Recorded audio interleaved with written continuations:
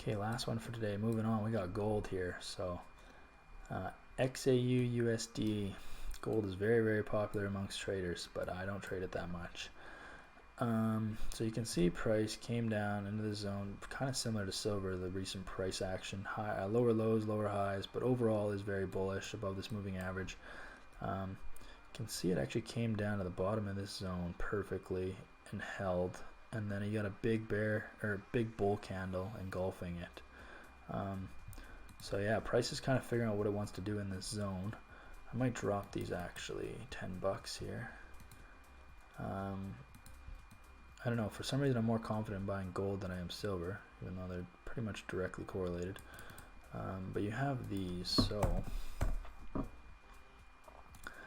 1930 for the bottom of gold, 2050 for the top of gold, so that's $120 monthly range, which is still its normal. If I look at this, yeah, about 120, so very reasonable still. 2050 puts us right in this previous zone, which it was in the beginning of May, hasn't been since. So yeah, I think if price breaks out of this zone here, so breaks up high, and then starts finding resistance above this zone, or support, sorry, at about 1945, 1950. If it starts closing above that, I would say you're probably good for a long position. You can see price action is adjusting. So came down, touched this 1930 level, gets bought up as soon as it hits this 1930 level. You can see this nice bullish segment. You got big bull engulfing, came up, now it's touching this top of the zone, figuring out what it wants to do. This moving average is basically going right through price right now, so right now it's below, but soon it might be, price is below this moving average, but soon it might be above. So we got to see if this makes a higher high. If this makes a higher high, then I'm considering some buying position here. Something like this. Yeah, I would probably buy gold if it does something like this. So I'm going to watch this actually. I'm going to set an alert. I just got to figure out where I want it. I would say the top of this zone, about 1945, 50 would be fine. So the top of this zone is where I'm going to maybe consider. I want that alert because I want to watch it as soon as price hits that 1945 level and see what it does. You can see as far as the daily goes, Friday's big bullish candle, big engulfing, straight up, and then today's candle is a pullback candle, so it came back down, retested some previous prices, and now it's pulling back up. So this is a good sign, guys. And I guess you could also translate this to silver, which we just talked about. So if gold starts getting bought up, then I mean silver's probably with it. So yeah, this is kind of the position we're looking at. I mean, and the range again is like, it is $120 a month still, so I mean it hasn't moved that much lately, but that is still the average. So I mean, and like once gold moves, it can really move. We just have to watch. I mean, there's a lot of zones here, a lot of areas of resistance that, I mean, it has to break, but doesn't mean it can't.